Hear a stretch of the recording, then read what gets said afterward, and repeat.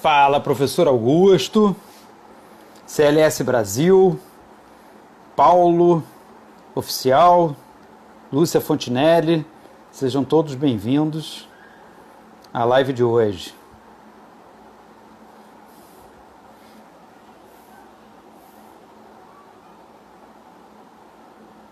Estou aguardando o professor Marcelo Alonso entrar.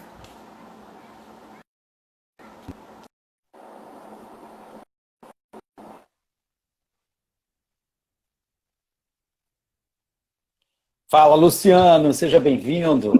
Fala, meu amigo Marcelo Alonso, professor Marcelo Alonso. Boa Muito noite, bom, meu amigo. Tudo bem, Edmundo? tudo jóia. Você está me ouvindo bem? Estou te ouvindo bem. Sua imagem aqui está um pouquinho ofuscada, Embaçada. mas eu estou. Está embaçada. Ó, entrou o Luciano já aí. Luciano foi meu aluno, tá, na administração lá da PUC, e foi teu aluno também. Vários alunos meus, quando eu mandei o convite para a live, falaram, fui aluno do Marcelo, né, no Santo Agostinho, fui aluno, não sei, de Legal, outros, que do legal. Pedro II.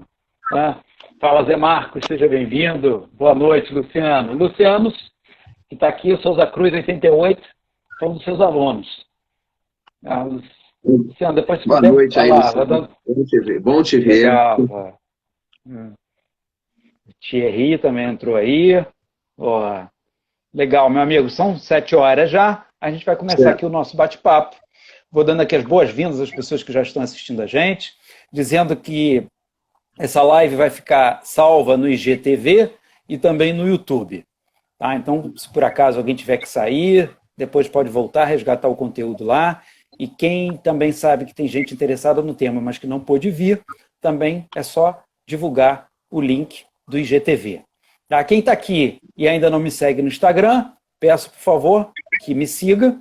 Né? Siga aí o professor Marcelo Alonso também. Tá? Eu sou o professor Edmundo Eutrópio, estou aprovado no processo seletivo do Partido Novo para ser candidato a vereador esse ano. Sou professor de administração na PUC desde 1995, sou administrador, economista, mestre em administração, fui executivo em empresas privadas durante 25 anos e agora sou doutorando em geografia, né, sob a orientação do meu amigo professor Augusto, meu amigo do Colégio Militar, e o Marcelo Alonso é um dos amigos novos que eu fiz na geografia.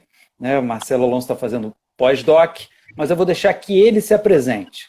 Aí a gente vai falar de um tema, né, ligado ao espaço público, né, que são as práticas religiosas. Né? Então, a gente está aqui falando sobre as cidades, sobre formas civilizadas, políticas de ocupação desses espaços. Tá? Marcelo, por favor, se apresenta aqui para as pessoas que estão assistindo a gente, né, e fala da sua motivação nesse estudo. Bem, boa noite. Em primeiro lugar, amigo, muito obrigado pelo convite de participar dessa live, de trocar ideias, né, com você e com todos que estão assistindo. É um prazer, né? Eu te agradeço profundamente pelo convite.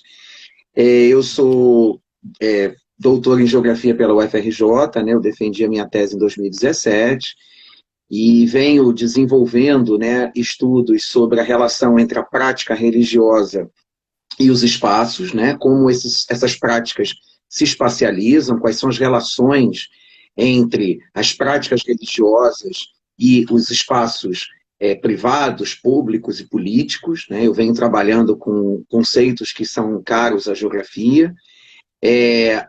Faço parte atualmente, né, junto com você, meu amigo, do GETERG, né, que é o nosso grupo de pesquisa na PUC, e também do Geopol, da UFRJ, e atualmente também leciono no Departamento de Geografia e Meio Ambiente da PUC, Rio, na Escola Alemã Corcovado e no Colégio Pedro II.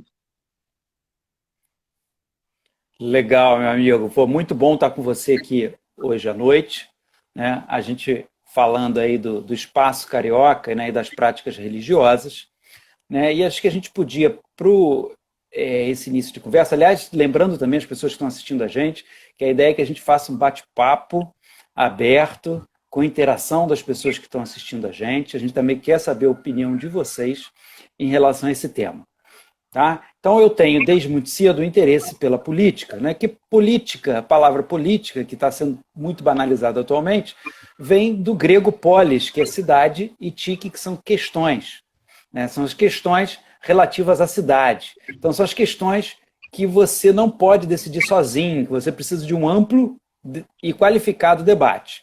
Tá? E a prática religiosa, esse grupo que o Marcelo falou, né, GTERG, Gestão do Território do Rio de Janeiro, então é um grupo onde a gente fica estudando, né, arquiteturas políticas para a gestão do território. Então, por exemplo, a minha tese de doutorado é ligada à governança de regiões metropolitanas. E, Marcelo, agora já entrando no nosso tema, quer dizer, que são as práticas religiosas, né, qual a importância desse espaço, né, seja público ou seja privado, para as práticas religiosas?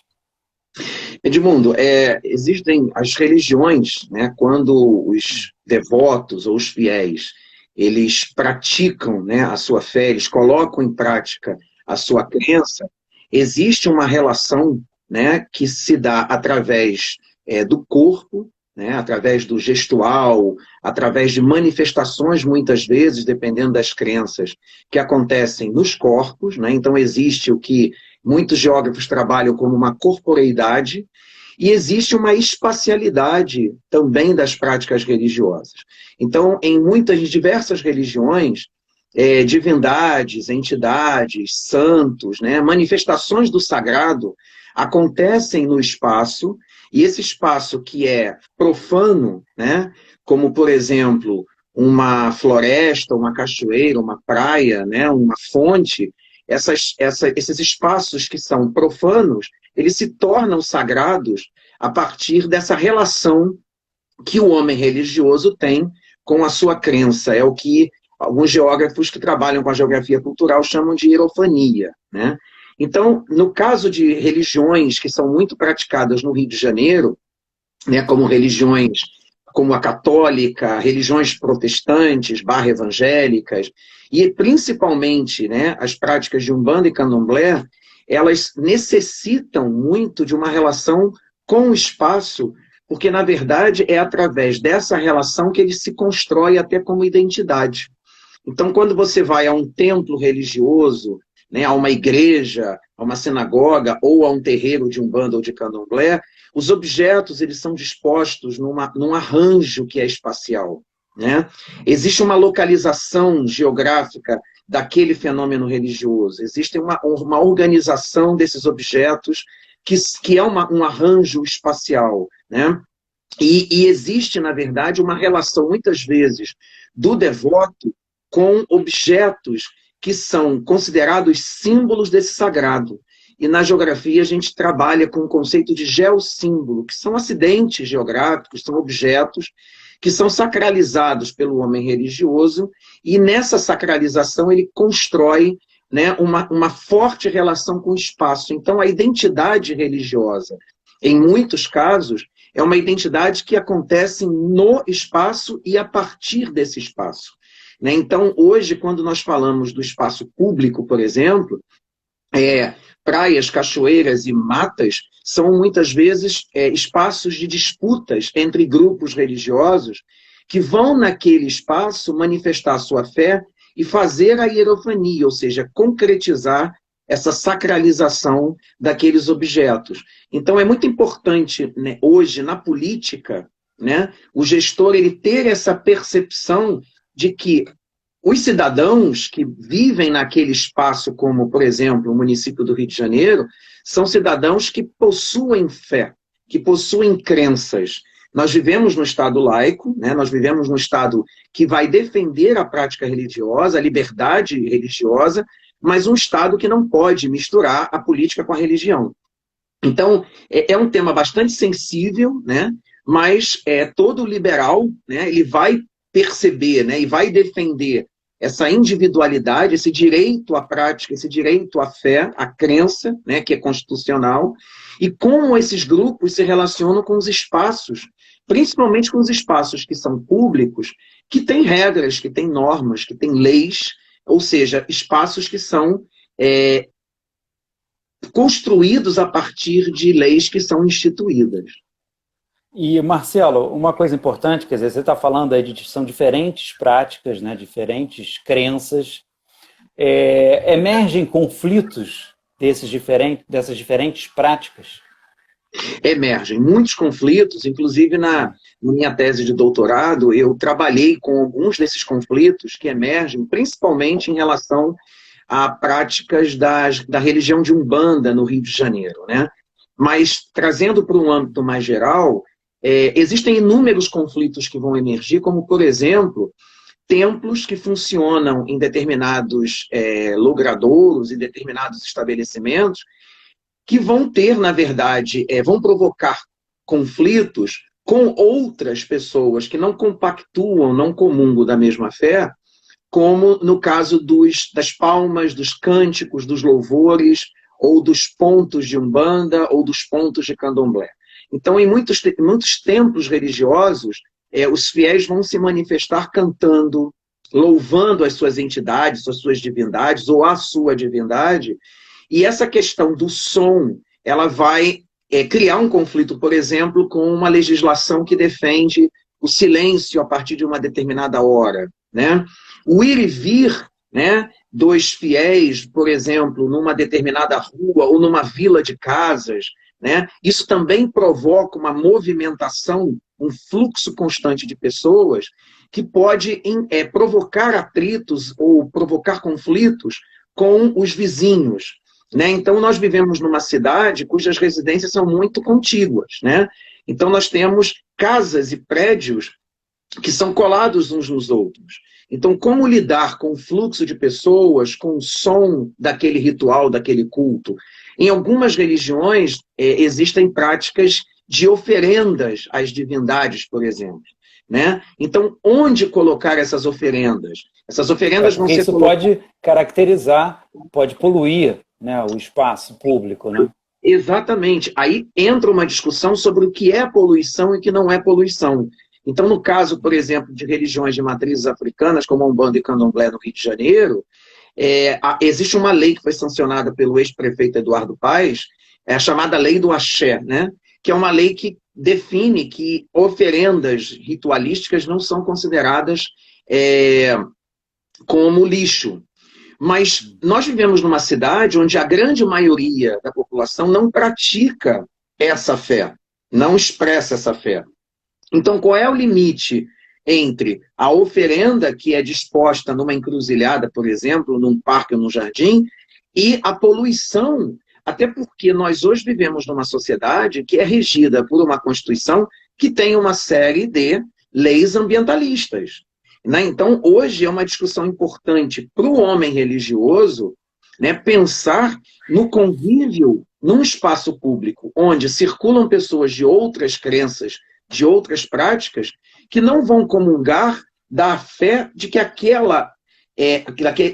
aquele objeto com frutas, por exemplo, é uma oferenda e é algo que é sacralizado, né? Então, a gente vive numa sociedade que tem hoje um rigor, uma cobrança muito maior no que tange a questão ambiental. Então, como negociar? E aí entra, Edmundo, mais uma vez, a importância da política, né? Como essa mediadora das paixões, como defendia Hannah Arendt, ou seja, como a política e o homem político, né, aquele que vai conviver nos espaços políticos e vai trabalhar, né, dentro do ambiente político, como é que ele vai lidar com essas paixões, né, manifestas pelos devotos, que têm suas crenças, que têm seus direitos constitucionais garantidos, mas que também têm que pensar de que liberdade não é sinônimo de libertinagem, de que o espaço público não é o espaço onde eu posso fazer o que eu quero, onde eu posso agir como eu quero, como eu acho que é certo ou verdadeiro, né? Então, hoje a gente tem muitos conflitos que acontecem na cidade, né? Existe uma violência religiosa que é hoje algo que tem que ser pensado, né? Nos espaços políticos, que está dentro de um cômputo geral da violência como um todo, mas a intolerância religiosa hoje é, na verdade, um fenômeno que gera, né, muitos danos morais e físicos a muitos cidadãos, né? Então, aquele cidadão que vai pagar o imposto, aquele cidadão que tem seus direitos garantidos, ele precisa, na verdade, ter a garantia da sua prática e a sua liberdade de crença e de culto, mas ele também precisa conhecer as leis, ele precisa também conhecer os direitos e os deveres que ele tem para com o outro que não professa a sua fé e até aquele que não professa fé nenhuma, né? Isso, meu amigo, que você está falando, é viver num Estado de Direito, né? Exatamente. Exatamente, desde lá do século XVI, século XVII, lá desde Hobbes, dos contratualistas sociais, a gente, para viver em sociedade, a gente abre mão de determinadas liberdades, né? E outra, para que haja essa convivência. Então, você está trazendo um tema muito importante, né? E agora, e que ressalta a importância da política, porque a política, na verdade, a política ela está em todas as áreas da nossa vida. Quando a pessoa fala, não gosto de política, cara, pô, você não gosta de viver, porque a gente faz política a todo momento. Quer dizer, no nosso condomínio, no nosso trabalho, né? Se nós somos um ser social, a gente faz política. A gente convive num espaço que não é só nosso, onde a gente não pode decidir sozinho, e a gente precisa dessa ampla discussão, né? E esse você está trazendo uma questão que está levando a muita intolerância, né? Como é que a gente resolve isso? Como é que a gente eleva o nível desse debate para evitar essa intolerância? É uma questão, é uma pergunta bastante complexa, né, de se responder, mas eu acredito muito, Edmundo, na intermediação, né, através da política, né? Eu acredito que o caminho é a democracia, né?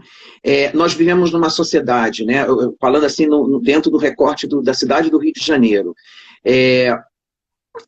Em primeiro lugar, eu acho que os gestores públicos, né, assim como os gestores privados, mas os gestores de modo geral, mas principalmente os gestores públicos, eu acho que eles têm que pensar cada vez mais em como vive, né, como é o raciocínio, como vive essa população.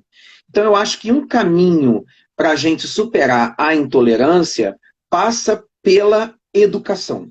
Então, um primeiro caminho que eu defendo, que eu acredito, até como professor há 30 anos, né, do ensino básico e mais recentemente como professor do ensino superior, eu acredito que a educação... Marcelo, até vale uma parte, tem um aluno aqui que foi aluno seu do Santo Agostinho e foi aluno meu na PUC, cara.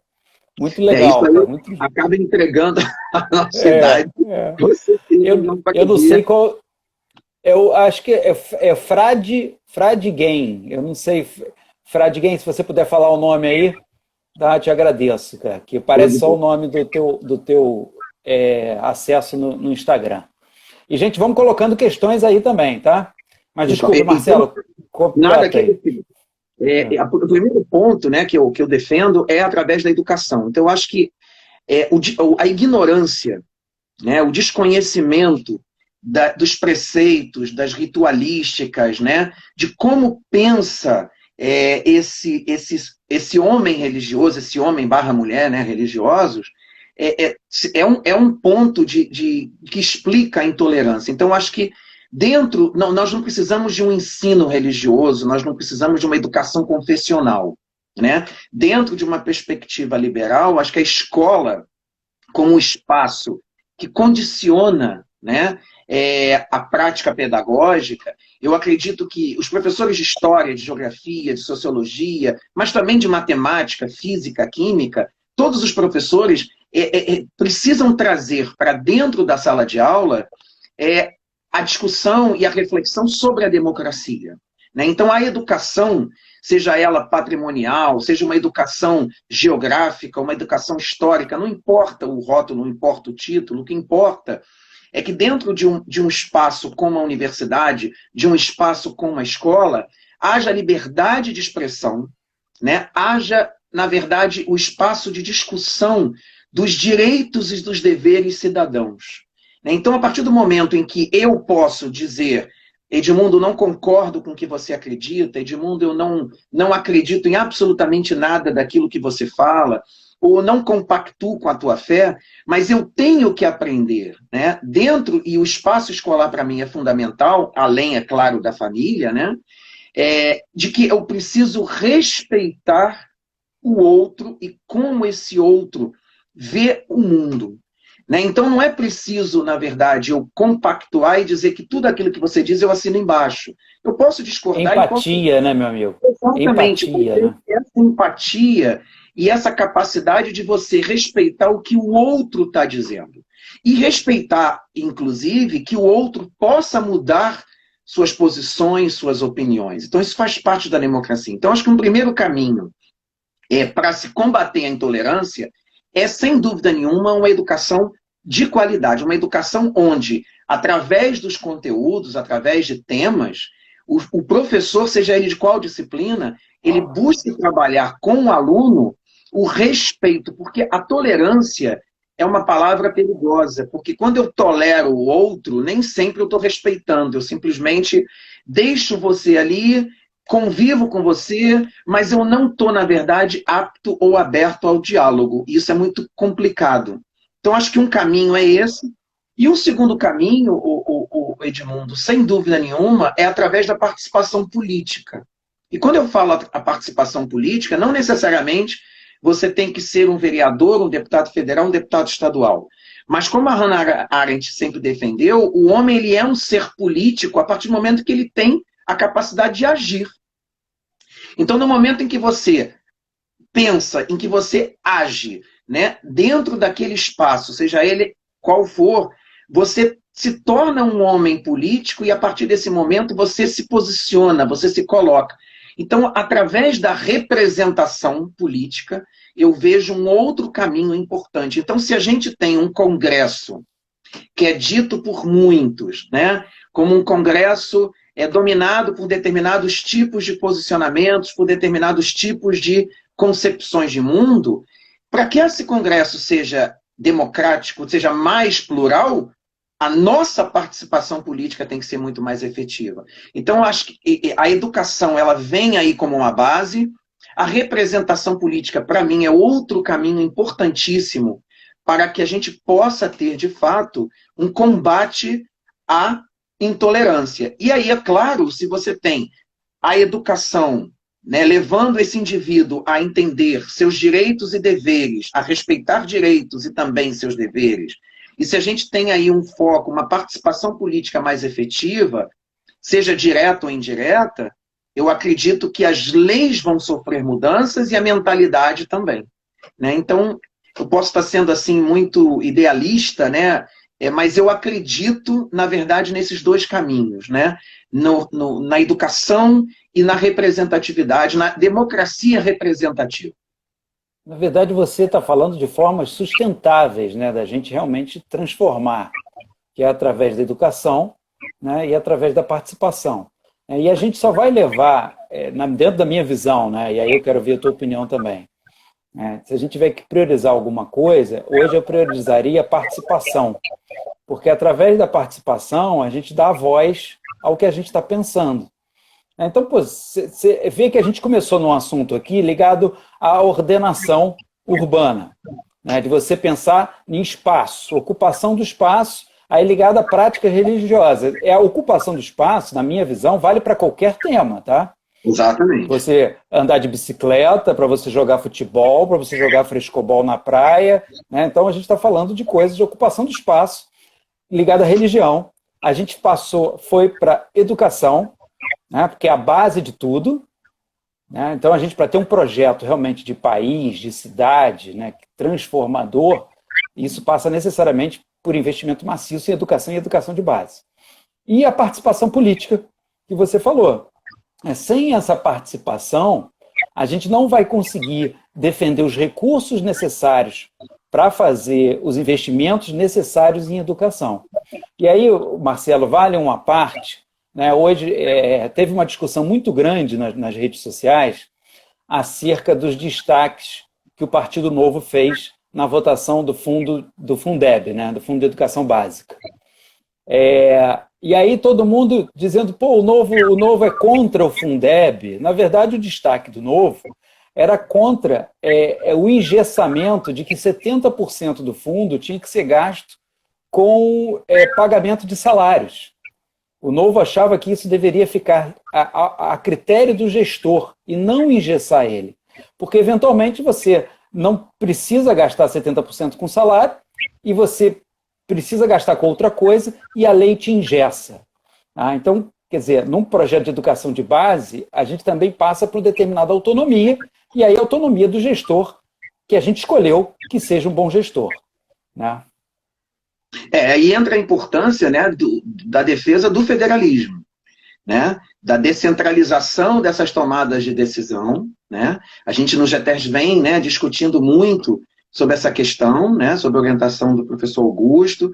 Outros geógrafos também vêm discutindo bastante, discutem há muito tempo a questão federativa, como a professora Inal, o professor Vanderlei da USP. Então a gente tem, na verdade, né, como geógrafo, eu tenho essa preocupação de perceber de que num projeto de educação, né, num projeto de educação básica, aí eu estou falando do ensino básico principalmente, que geralmente é muito negligenciado, né, foi negligenciado ao longo da nossa história, em detrimento do ensino superior, essas decisões elas têm que ser menos burocráticas e mais descentralizadas.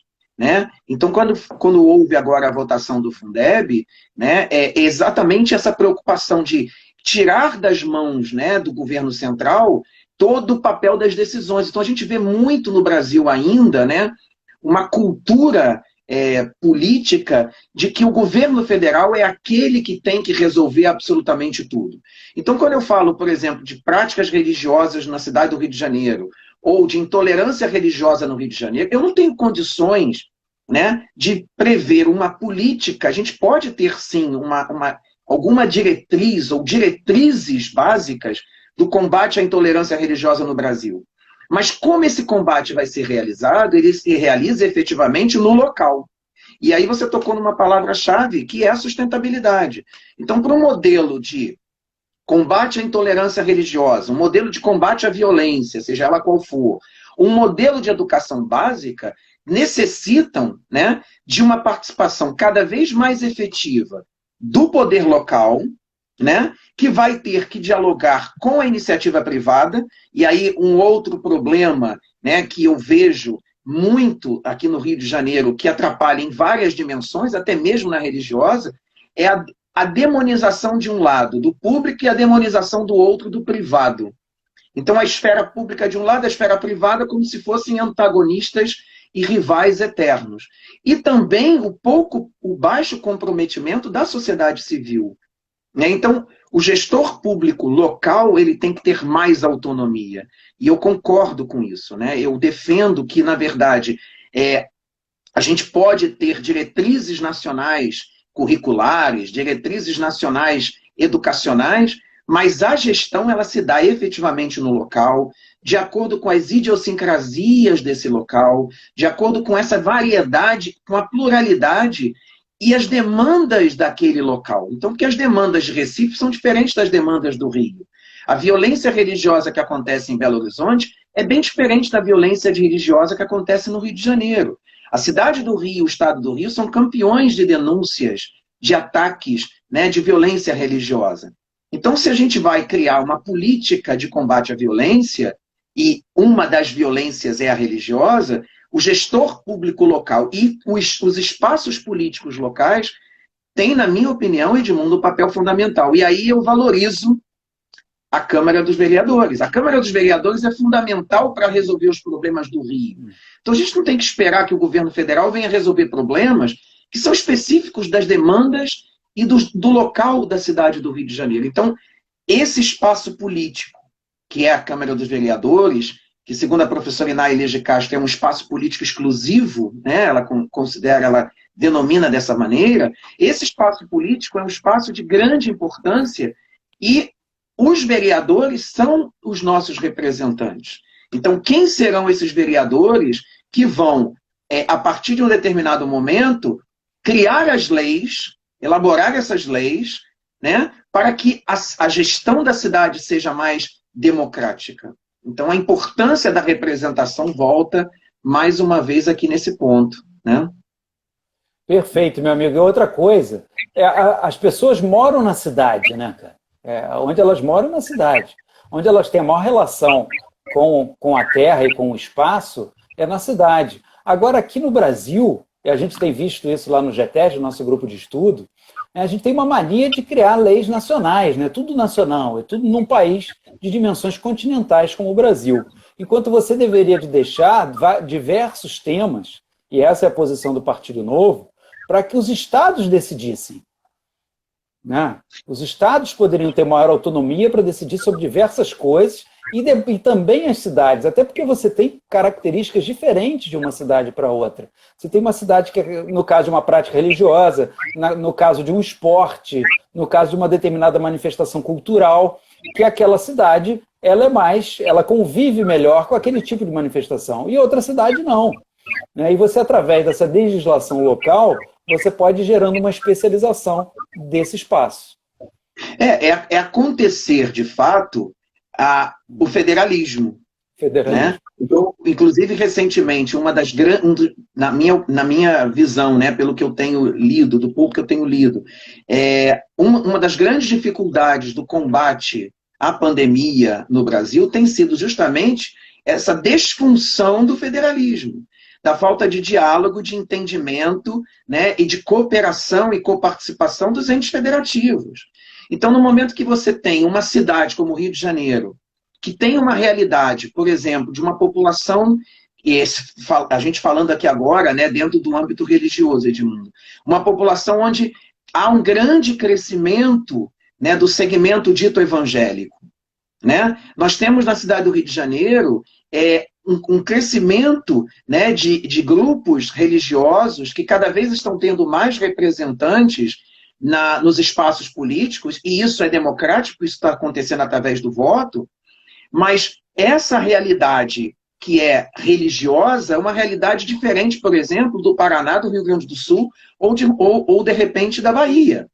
Então, no momento em que a gente tem demandas, uma população local com características XYZ, cabe aos gestores locais tratar com essas especificidades. Então, o Brasil ele tem uma federação que, na prática, né, ela não funciona como tal. Então, a autonomia dos estados e a autonomia dos municípios, essa autonomia acaba não ocorrendo na prática como, na verdade, deveria ocorrer numa federação, né, que, claro, nenhuma federação é perfeita, né, a gente não pode aqui ficar também achando que todos os modelos têm que ser ideais, a gente também não pode ficar preso a utopias, mas dentro daquilo que se propõe como uma federação, o Brasil ele deixa muito a desejar.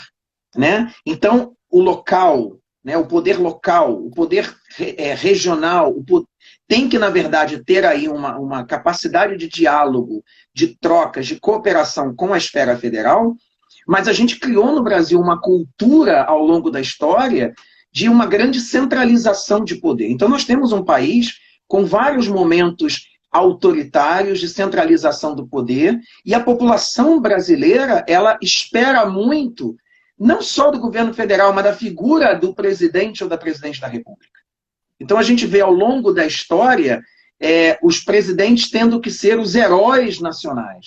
É o pai ou a mãe que vão dar ao cidadão aquilo que ele precisa. Então, uma cidadania extremamente passiva explica, né, de certa forma, esse comodismo, essa situação de sentar e esperar que alguém resolva por você, e uma desvalorização muito grande do poder local.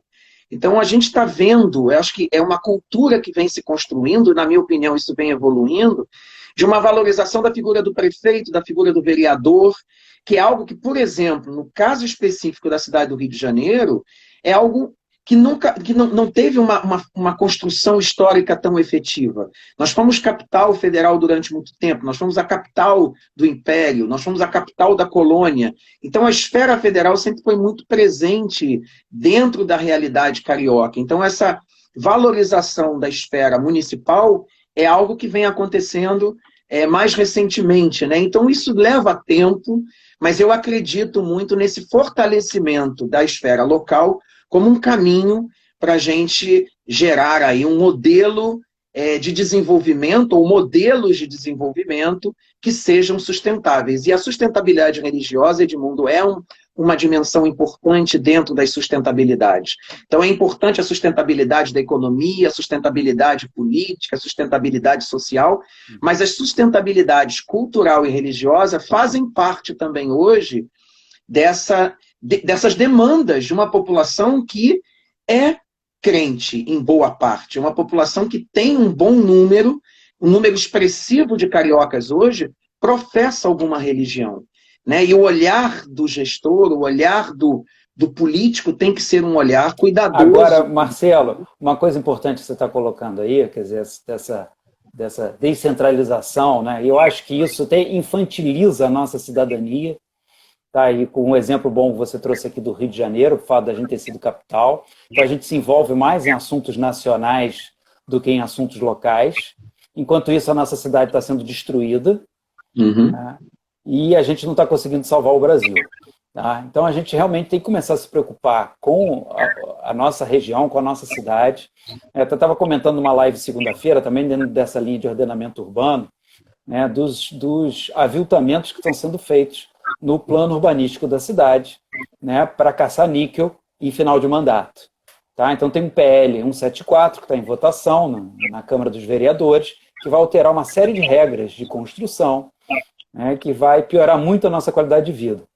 Né? E ações, né, isoladas, como a construção de um espigão de 30 andares na beira da Praia da Barra, numa antiga área, né, que era um retorno.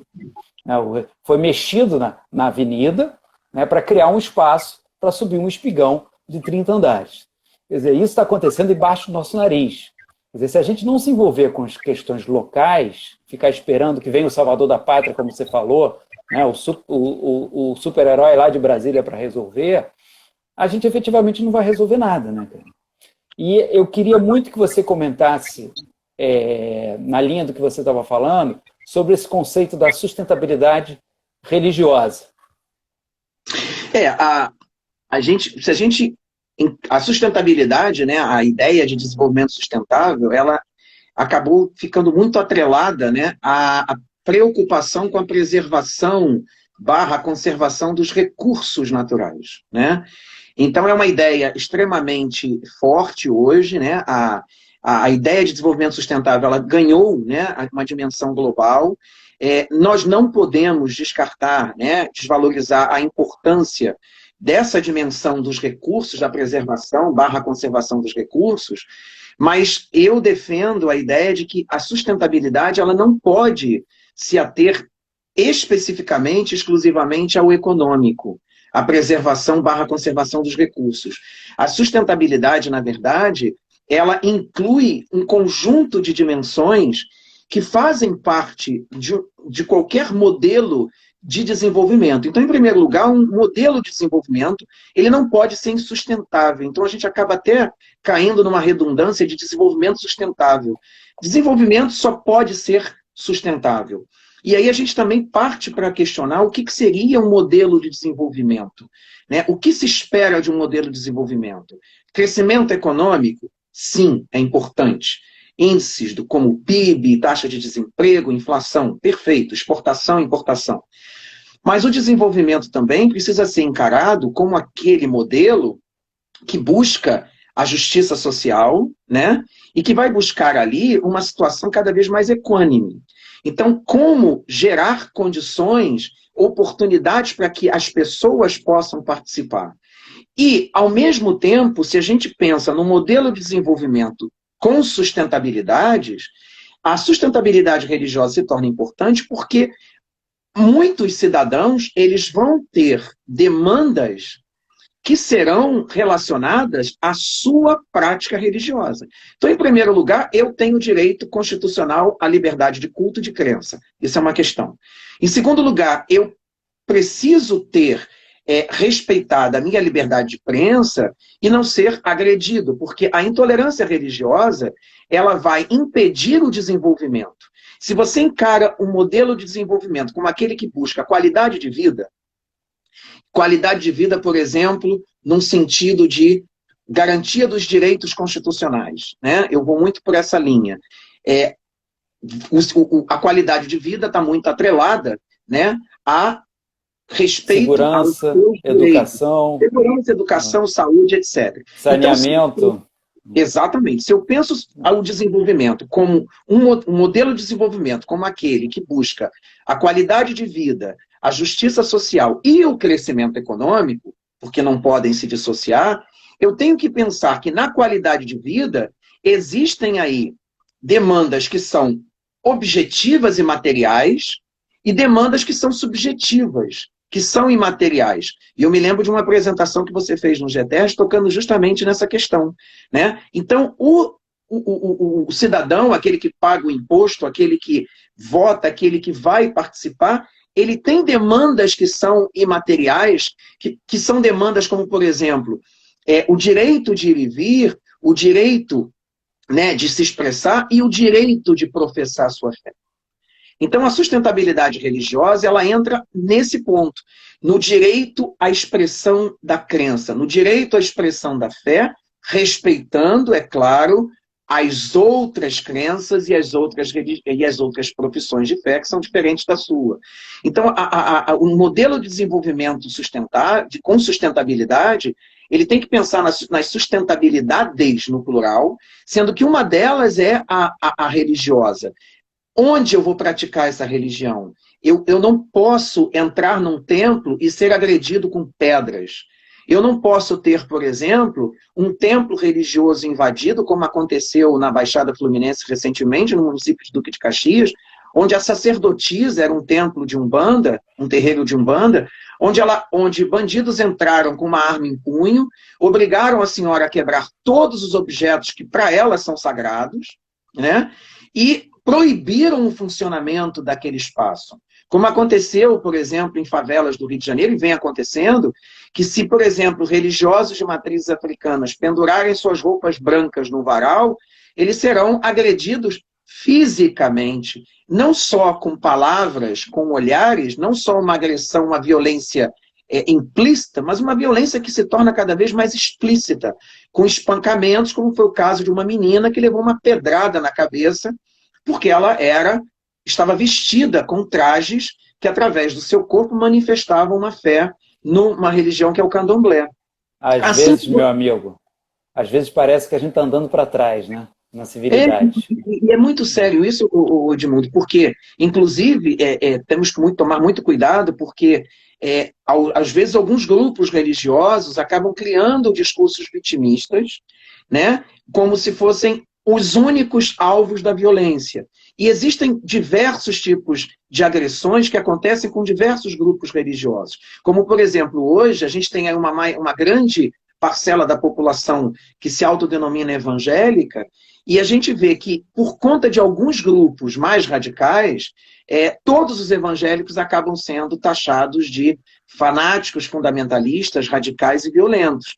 E todos aqueles que praticam as religiões de matrizes africanas, como a Umbanda e Candomblé, seriam todos inocentes vítimas de uma opressão maior. Não. As relações, né, de violência, elas vão acontecer não só entre os grupos, mas dentro dos próprios grupos. Eu já vi muitos sacerdotes de Umbanda se agredindo, muitos pastores se agredindo e muitos padres também se agredindo.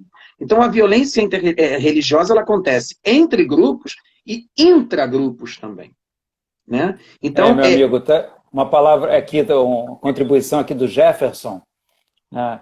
A palavra progresso não terá sentido enquanto houver crianças infelizes. Né? Uma frase do Albert Einstein. Muito legal, exatamente. Jefferson. Excelente contribuição.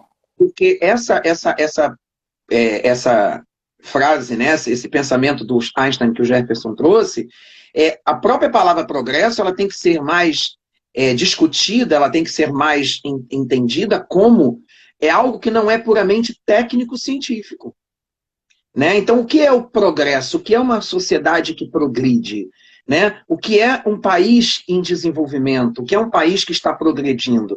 Será que a dimensão é puramente técnica? Não. Existe aí uma dimensão humana, existe uma dimensão simbólica, né? Existem dimensões que precisam ser vistas pelos gestores, até porque, Edmundo, muitas vezes, determinados grupos religiosos vão começar a desenvolver práticas que podem ser sustentáveis e podem gerar políticas públicas para a cidade. Um exemplo, de repente você pode ter, dentro de templos religiosos, iniciativas, né, com uma preocupação ambiental, que podem ser iniciativas multiplicadoras no âmbito mais municipal. Então, de que maneira, de repente, um gestor público ele pode aprender com uma determinada iniciativa, uma determinada prática religiosa e levar aquela iniciativa para uma dimensão do público, colaborando para uma gestão mais democrática da cidade. Né? Então, nem tudo aquilo que vem dos grupos religiosos tem que ser considerado como algo retrógrado ou algo antidemocrático. Não, e outra questão aqui, Marcelo, quer dizer, estou também trazendo uma contribuição aqui da professora Aida, né, ela está falando aqui, trazendo um relato, né, quer dizer, dentro das comunidades existem traficantes ligados a religiões evangélicas e a religiões africanas, né? Quer dizer, as atrocidades podem acontecer dos dois lados. Agora, eu queria muito ouvir de você a questão, né, do candidato se colocar como um candidato da religião para defender interesses da religião. O que você acha disso, cara? Olha, eu sou totalmente contrário. Eu acho que o candidato, se você é candidato a vereador, a deputado estadual, a deputado federal, a sua bandeira, ela tem que ser, na minha opinião, o único direito que tem que valer no espaço público, principalmente, é o direito cidadão. Né? Então, eu vejo que uma pessoa que se candidata a um cargo político, ela não pode ser eleita com uma bandeira religiosa, porque isso fere o Estado laico e o Estado democrático de direito. Ela tem que lutar contra a violência religiosa, ela tem que lutar pelos direitos cidadãos, ela tem que ser uma representante da população, né, aquela pessoa.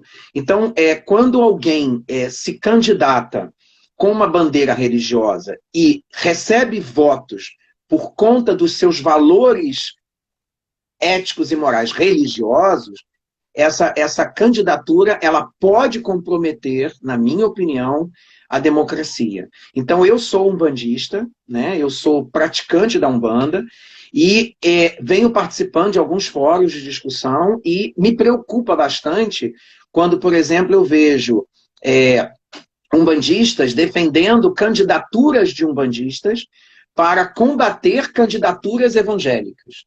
Então, a gente vai transformar o espaço político da Câmara dos Vereadores, ou do Senado, ou ou da Câmara dos Deputados, numa guerra santa. Né? E numa democracia, para mim, isso é inadmissível. Vide aí o Estado Islâmico, que prega o quê? Uma teocracia. Vide o Irã, que é uma ditadura teocrática. Né? Então, o Brasil ele não pode se tornar, né, uma teocracia, porque uma teocracia ela é totalmente contrária àquilo que a gente defende enquanto um regime democrático. Né? Então, na minha opinião, se a gente tem um político, né, que se candidata com uma bandeira religiosa e promete que lá nos espaços políticos ele vai defender os seus valores religiosos, esses valores religiosos eles vão afrontar, na verdade, muitos direitos conquistados através da Constituição. Então, para mim, isso é extremamente perigoso.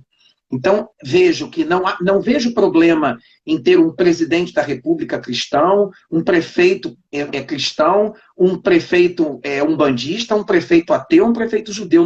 Isso não é um problema. O prefeito ele pode ter a sua crença, o presidente, o governador. Não é esse o problema. O problema é quando esses valores se misturam e acabam interferindo na elaboração das leis, na execução dessas leis e até no julgamento de determinadas situações.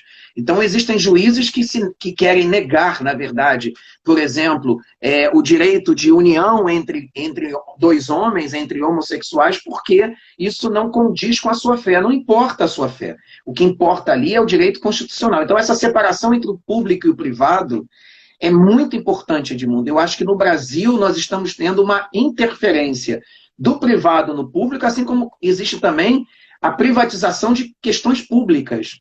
Então, esse limiar entre o público e o privado está cada vez mais difícil de você definir.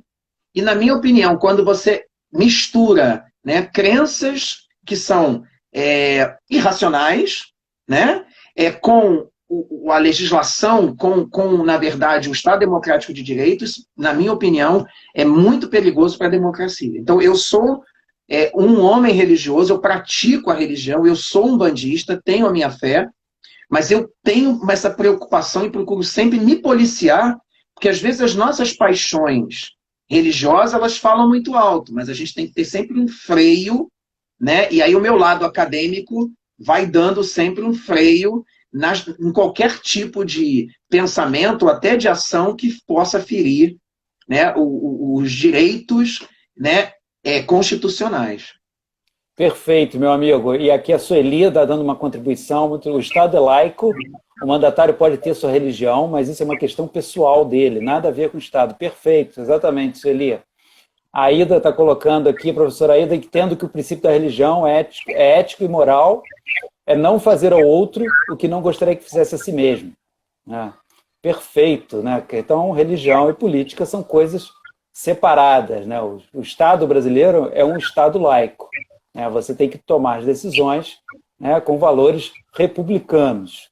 Lógico que você tem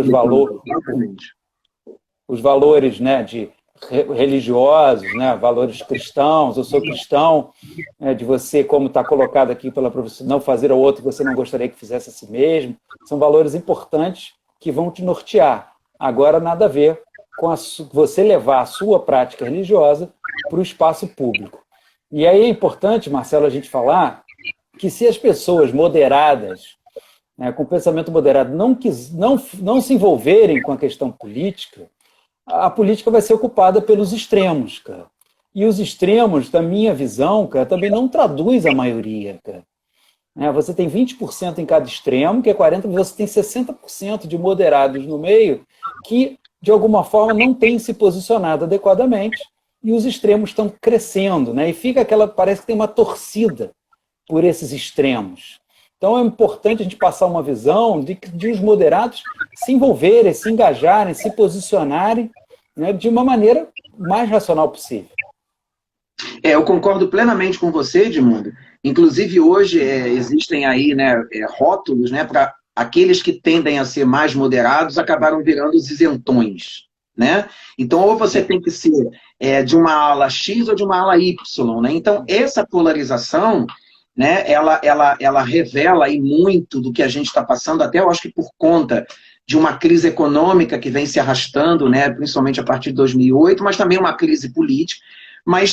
E eu agora vejo que hoje essa situação de polarização ela vem levando muitas pessoas, estudiosos, intelectuais, né, acadêmicos e cidadãos, né, comuns a se posicionarem, porque eu concordo com você, se os moderados, né, não se posicionarem, esses extremos eles não são a maioria, mas eles fazem muito barulho e eles acabam dominando a cena política. Então, acho que nesse momento é um momento que, apesar desses extremos assustarem, né, tanto a esquerda como a direita, existe uma riqueza aí na possibilidade, né, dos moderados, né, começarem a se manifestar, começarem a se colocar e a ocuparem esses espaços. Então, por isso que é muito importante, né, que os cariocas eles participem cada vez mais efetivamente, né, da política, para que eles possam retirar, né, esses extremos, porque o extremo à esquerda ou o extremo à direita, ambos são antidemocráticos. Né? Eles existem, têm o direito de existir, né? A gente não pode eliminar, né, e achar que um grupo pode, outro não pode. Existe esse direito à existência, mas até que ponto esses discursos eles ferem, né, a Constituição, ferem a lei, e isso é passível de rejeição. Né? Então a população, eu acho que ela vem hoje, nesse momento, tendo um aumento progressivo daqueles que estão dizendo, peraí, nós estamos caindo nos extremos, então a gente precisa retomar o diálogo. Eu acho que o mais importante é isso, Marcelo, retomar o diálogo. Está tendo o Luciano, que foi nosso aluno, foi seu aluno no ensino médio, foi meu aluno na PUC de administração, colocou uma contribuição aqui muito bacana.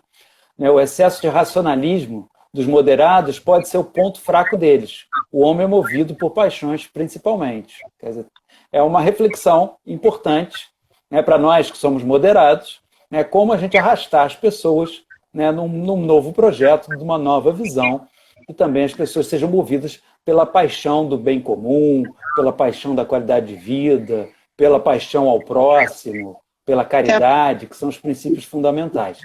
Só, Marcelo, antes de você entrar nessa tua consideração, também já emenda com as suas considerações finais, que daqui a pouco o Instagram vai derrubar a gente.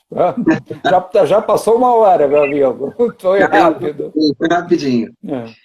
Edmundo, eu acho que nós somos aqui, nós dois, né? Nós somos movidos a paixões. Nós temos várias paixões, né? Só que as nossas paixões não nos levam a cegueira ideológica. Então, acho que existe uma diferença.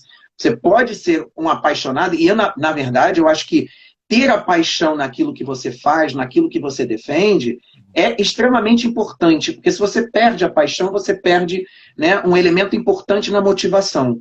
Mas essa paixão, ela não pode te cegar, ela não pode se transformar numa cegueira ideológica, né? Então, eu acho que esse momento, né, dessa live, de trocar com você, de conversar com você, da gente poder refletir juntos, eu acho que é um exercício extremamente importante para a gente até mesmo, cada vez mais, fazer esse exercício do diálogo, né? Porque se a gente não está aberto a essa conversa, se a gente não tem, na verdade, essa disposição de se abrir, né, de se colocar e tá posto, né, que o debate está aí e a gente tem que dar, entre aspas, a cara a tapa, né, que a gente tem que se expor, que a gente tem que se colocar, eu acho que a gente perde muito. Então, esses espaços de troca, e eu acho que nesse ponto, né, se tem alguma coisa positiva da gente nesse momento da pandemia, é como houve uma proliferação de lives, como uma proliferação de trocas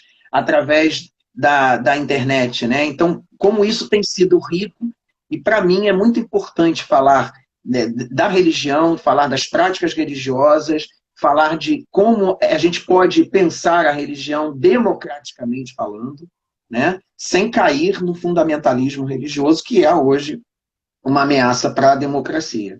Queria te agradecer muito, Edmundo, pelo convite, foi um prazer, e estou aí para o que der e vier, né? Então, torcendo aí para que as ideias liberais elas se fortaleçam no Brasil, para que a educação, uma educação de fato, né, liberal, ela aconteça no Brasil, com trocas de ideias, sem cerceamento, sem patrulhamento, sem, na verdade, intolerância religiosa, intolerância política, intolerância de qualquer tipo que possa existir. Então, aí, vamos em rumo a um país... Legal, meu amigo. Muito obrigado também pela sua disponibilidade, da gente estar aqui trocando ideia ao vivo. Obrigado aqui às pessoas que assistiram a gente, que deram contribuições, o Jefferson, a Márcia. Você ganhou vários admiradores, meu amigo, tá? A Márcia aqui, a Ida, tá? Realmente, Marcelo é um cara brilhante. Eu estou vivendo uma experiência fantástica, né, no meu doutorado em Geografia, abrindo um novo mundo para mim, conhecendo pessoas realmente muito inteligentes, com uma visão muito crítica em relação a tudo que está acontecendo, muito inteligente e muito embasada. É isso que a gente precisa, gente. Como o Marcelo falou, a gente é movido a paixões também. Mesmo os moderados são movidos a paixões. Mas a gente não se deixa dominar por essa paixão. Mas a gente quer contaminar vocês com a nossa paixão. Se eu e o Marcelo, a gente tem paixão por ensinar, né? Nós somos Quem é professor mesmo, né, Marcelo? É professor por vocação. Você não pode ser professor se não for por vocação. E a gente tem paixão por ensinar, né? A gente tem paixão de desenvolver pessoas, né? De olhar que, através daquelas pessoas, a gente vai fazer um mundo melhor. Porque o mundo ele só vai melhorar se as pessoas trabalharem para isso, que ele não vai melhorar sozinho. Tá? Então, Marcelo, novamente, agradeço muito de você estar aqui, agradeço muito as pessoas que assistiram a gente. A live está gravada, tá no meu IGTV. Quem ainda não me segue, por favor, é só botar aí para seguir. Quem também não segue o Marcelo, é só seguir o Marcelo. Tá? E a gente vai se encontrando por aí. Obrigado, meu amigo. Grande abraço. Abraço em todos. Grande abraço. Boa noite para todos. Valeu.